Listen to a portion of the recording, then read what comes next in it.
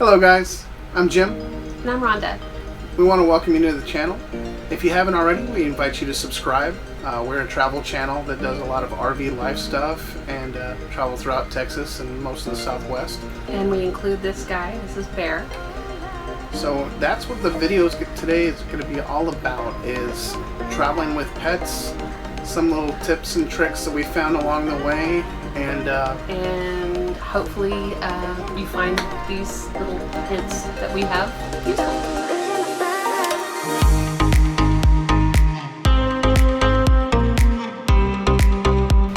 Alright, so if you're like us, your pet is a member of the family.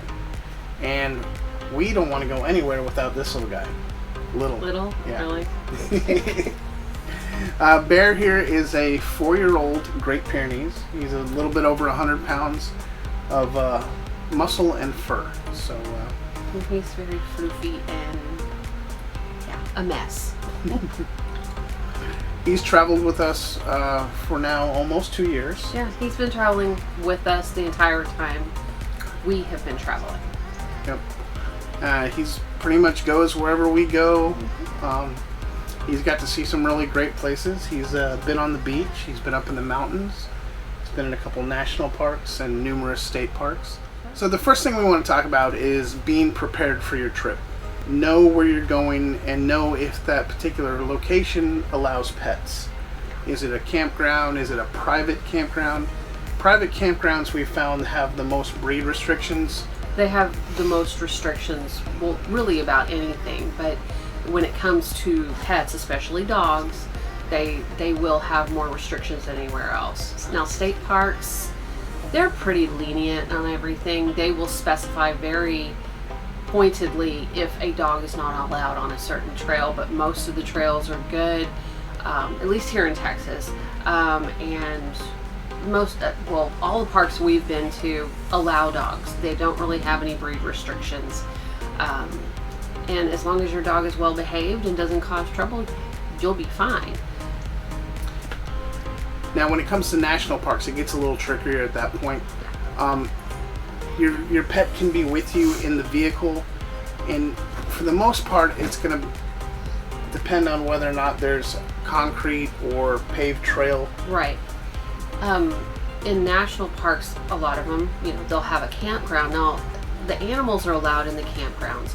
They're allowed on paved, like you said, paved trails and stuff like that. But when you get into the backcountry trails and the hiking and things like that, they're usually not allowed on those things. They don't want them out there, pooping. They don't want them spooking other wildlife. Spooking wildlife, things like that.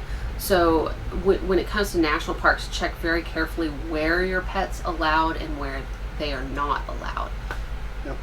And if you're traveling with your pet and you don't have an RV and you stay in hotels, just make sure that the hotel you're going to stay at allows dogs, and especially like with us, do they allow a large dog? Yeah, and make sure you let them know.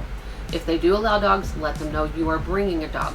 They may have an area, on one end of a hallway or something where they will put you just in case your dog gets a little barky or something. You never know.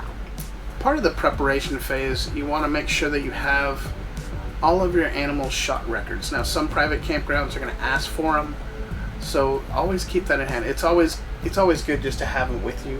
Oh yeah, everywhere you go, if your animal's with you, bring their shot records. Yeah. It's just something that you always should do.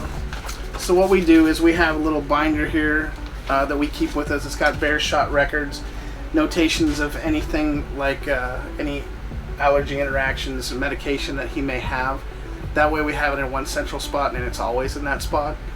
Also along with that is making sure that you know where the nearest emergency care facility would be for a veterinary clinic for your animal and for you as well. I mean, if you're nearer to a big city, you really wouldn't have to worry about it necessarily, because there'll be lots of vets, there'll be animal hospitals and things like that.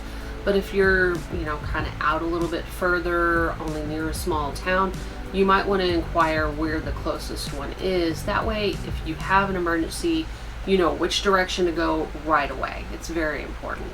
And in your RV, keep that number for that vet. Like pin it to the fridge or or just put it on a piece of paper and stick it to the wall in the kitchen or something, just so you have that information on hand if the emergency arises for your pet. Yeah, it's always best to be prepared for anything that, you know, this life throws at you. Now we have a travel trailer, so Bear travels with us, of course, in our pickup truck. He does not have a crate or carrier because, well, as you can see, he's a very large boy. So he has, what he has on right now is a harness, and it has a loop on it, and this is what we, sorry Bear, this is what we hook his seatbelt attachment to. Now ours is about this long. I'll show you in a video clip of us putting him in. It wraps around the headrest and then clips on here like you would clip on a leash.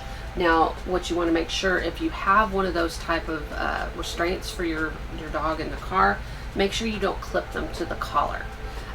That's actually a big safety concern as well, because if you stop quickly or you're in a wreck, it's going to pull on his neck, and that's not good. You can choke your dog. If you've got the harness on, it's not going to hurt them. It's up here and then down around the belly. So it restrains them and pulls them by their body instead of their neck. And there are other restraints out there. We've had the seatbelt kind where it latches right into the seatbelt. And they're very handy if you have a smaller dog. But with him, he can stand up. He still has free reign to move on the back seat and get comfy. That's the problem. His big old feet hit the seatbelt and he unlatches himself. He doesn't even ever realize it. But yeah, we had to stop using that one, and the one that wraps around the headrest is much better. Yeah. So when you're out on the road with your pet, you know your pet's limitations. You want to make sure that do they get anxious in the car? Do they get car sick? You know, be prepared for that. Yeah, make sure you have medications if that's the case, or take shorter drives. You can always build up to a car trip. Take them. You know, if you know your dog's going to get car sick, maybe start with taking him on a 3-minute ride or a 5-minute ride. Sorry, Bear, I'm not petting you. Take them on short rides and then build up the time you have them in the car until they're able to go on a 30-minute drive or an hour drive. It might take some time for them to get used to being in a moving vehicle. Now this guy, he's been in a vehicle ever since he was a little baby, so he's never had a problem with it. But I know a lot of people do have problems with their pets getting sick. I don't know what we would do. You know, and make sure that you're watching the signs for your pet. You know, do they need to go on a potty break? Are they getting thirsty? Are they getting hungry? You know, keep snacks for you, but also keep snacks for them. You know. Yep. And when we stop for gas or whatever, you know, if we need to walk him, we'll walk him outside, let him do his business, give him some water. We carry a collapsible bowl that we take. Like this. It's completely flat, and then you pop it out. It's silicone. It just pops up, and he drinks out of it. He usually has about 1.5, like if he's really thirsty, he'll drink like 1.5 bowls.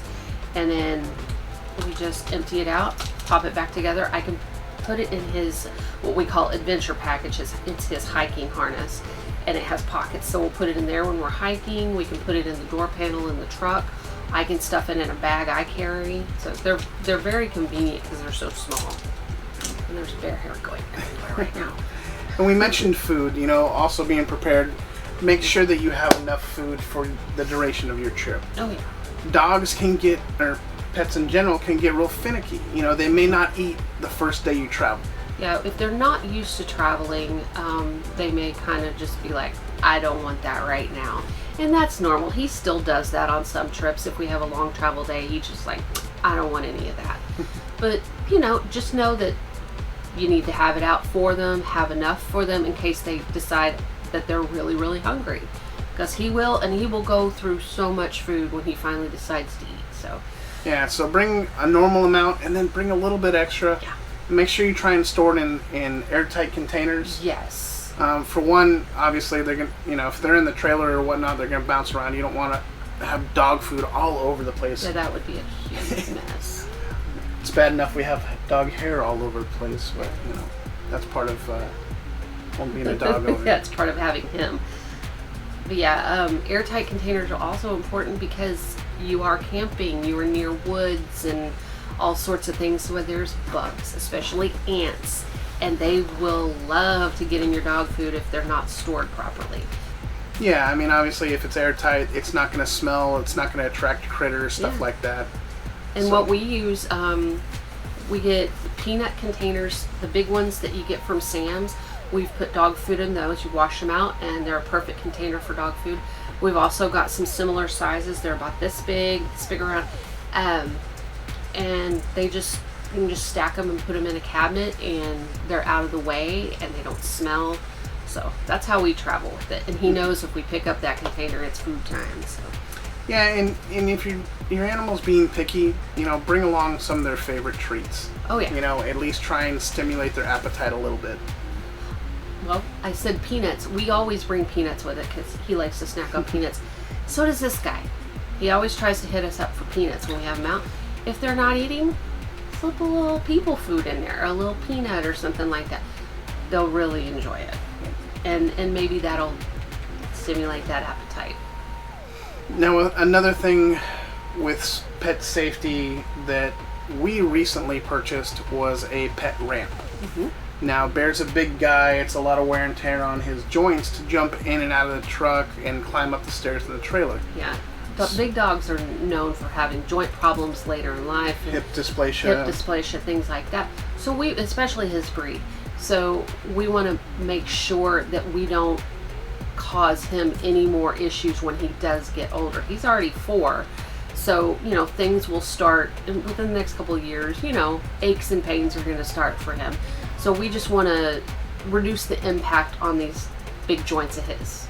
Yeah, jumping in and out of a 4x4 truck can be a little challenging. Yeah. He doesn't have trouble jumping in initially, but after we're hiking, it's really hard for him to get back up in there because he's so tired. And most of the time he doesn't even try. He'll just look at it and put on the brakes like, I'm not doing this today.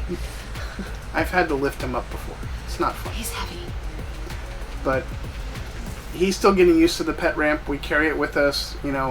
Eventually he's going to get better with it and like it, hopefully. But we'll have it for him in case he needs it. And I'm sorry if you see Pyrenees snow going everywhere. I'm petting him and the fur is just flying right now. So that's what that is if you happen to see it. Oh, hello. So when you're at your campground or your location that you're going to be at for a little while, there's a couple things to keep in mind. You know your animal best. Mm-hmm. Is your animal reactive? Does it bark at another animal or a jogger or somebody on a bike? Like, Bear doesn't like people on bikes for some reason. He doesn't like motorcycles, and we think he associates that with a motorcycle. Yeah. So, be cognizant of your surroundings, and then that way you can be prepared. Oh yeah. If he's going to react as well. So, yeah. Find what time of day works best for you to have the least interaction with any other triggers, shall we say. For me and Bear, typically we'll go out early in the mornings, find the spot that he wants to do his business at, come back in. So, now while you're in the campground and you have your dog with you, one thing you want to be aware of is that most campgrounds, parks, have restrictions as far as how long your leash or lead is while you're at your campsite. Because a lot of people will just throw out a chain and have their dog attached to it.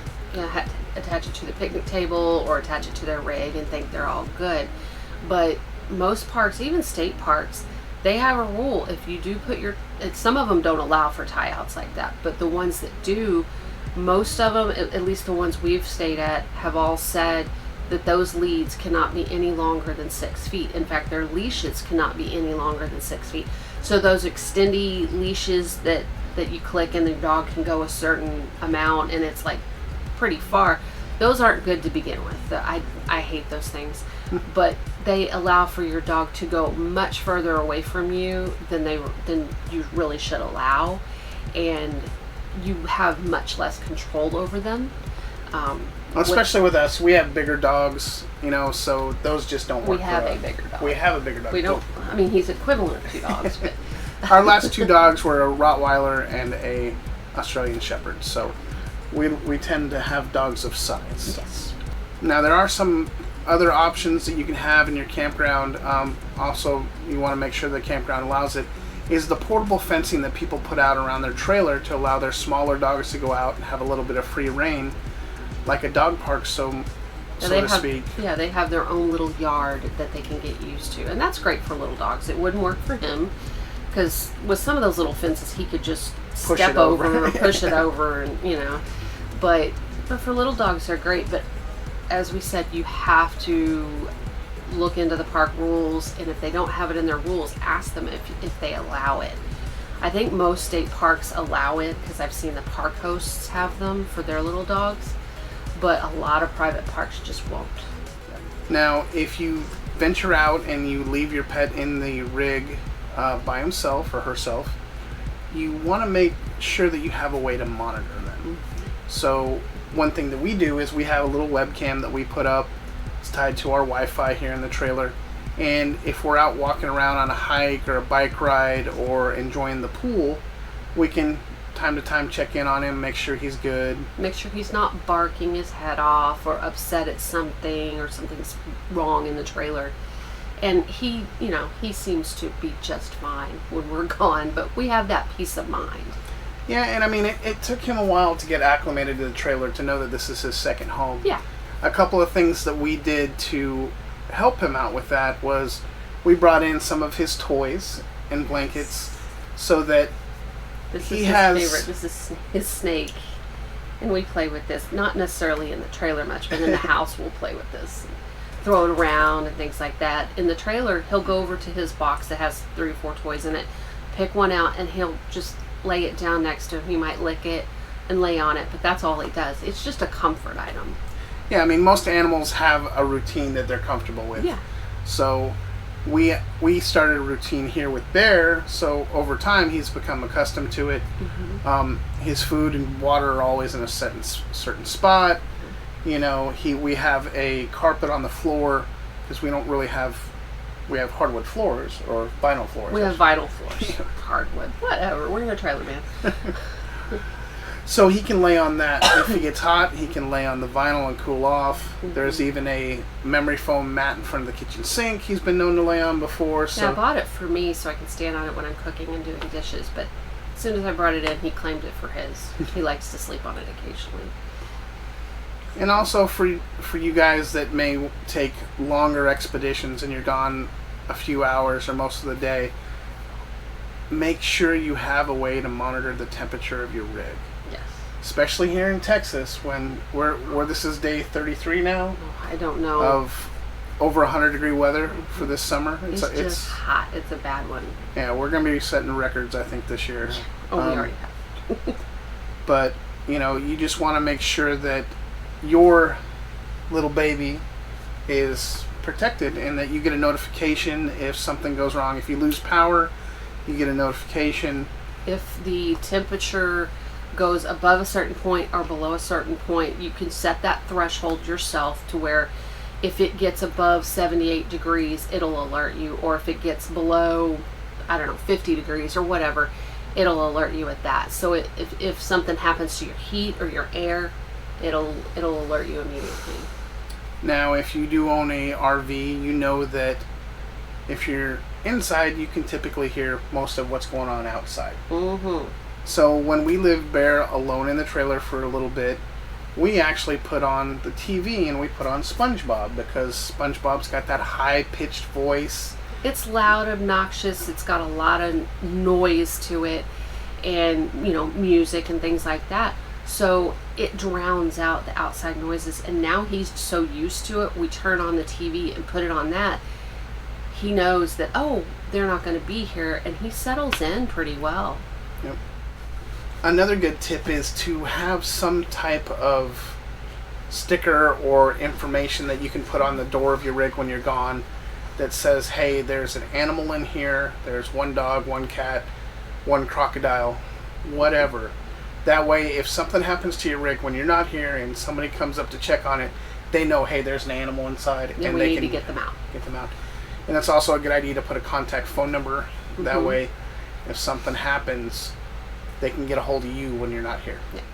Another good tip is when you're preparing for your trip is to try to find out what local wildlife might be around, and or do they have a snake problem or a poison ivy problem, something like that. So not only is it beneficial to you, but it'll be beneficial to your dog, because you can be on the lookout for that and make sure that, you know, your dog doesn't get bit by a snake or interact with a bison, you know, stuff like that. So, and if you haven't seen our video about our interactions with bisons at Caprock Canyons, look it up. We'll put a link down below in the description. Talk about reacting to animals. He did not like them. Yeah, Bear and I went for a walk in the early morning, and the next thing we know, the whole campground was surrounded. So, fun times. Obviously, we made it out okay. May have been a little stampede there. I don't know. Watch the video and find out. All right, another thing you might want to be aware of or be sure to do before you go on a trip is make sure your dog is up to date on their flea and tick medication, be it a collar, you know, one of the repellent collars, or the drops you put on them, whatever it might be. Make sure they have it, because you're camping away from everything, whether, like we said before, there's a lot of bugs. Well, that means there can be fleas, and moreover, there will be ticks in the foresty areas and stuff, and they're very easy to pick up for dogs and humans. So you just want to be aware of that and keep an eye out on yourself as well as your dog to make sure that they're not picking up something and bringing it into your range. Yeah, and that's a good point. Not only with the flea and tick medication, but if your dog's taking any other medication, make sure you have enough on it for the duration of your trip. Yeah. The last thing you want to do is forget to give them that and something else happens. So, well, we've really enjoyed having Bear come along with us on all of our adventures. He's a member of our family, just like I'm sure your pet is a member of yours. And he will continue to go on many, many more adventures with us. And I know that most of the stuff we're talking about is about dogs, but you know, the same rules kind of apply to cats. You know, we know people that travel with a cat. We know people that travel with a bearded dragon. Mm-hmm. You know, every animal you're going to want to obviously gear towards that specific animal. These are just kind of a baseline things, you know, just to keep everybody safe and happy and have an enjoyable trip. Right, and we know full-timers, they're going to have all the stuff with them because that's their home, but this is more geared toward part-timers or weekend warriors, things like that. Or a full-timer that's just about to start, yeah. You know? So things you might not think about, I guess. Well, Bear would like you to subscribe to the channel. That way you can see all of his adventures. Oh, and ours too. Yes. I forgot. Yes. It's not just Bear's adventures, it's our adventures. But it's not about us, it's about him. So go back and check out some of our other videos. See all the places we've taken Bear. He has his own video as well, all about Bear. So. Which, probably about time to do another one about Bear. So. Well, this kind of was. Yeah. I mean, you know, Bear's been down at the ocean. He's been up in the mountains, like I've said. He's been pulled down off a little cliff. That was in our latest video, if you want to check that out. Alright guys, thank you very much for watching. We appreciate it. Please subscribe. We like, would love, comment, subscribe, do all that stuff. We'd love to have you part of our community that we're part of, and bring you along the way. Bye. Bye. You did really good, buddy.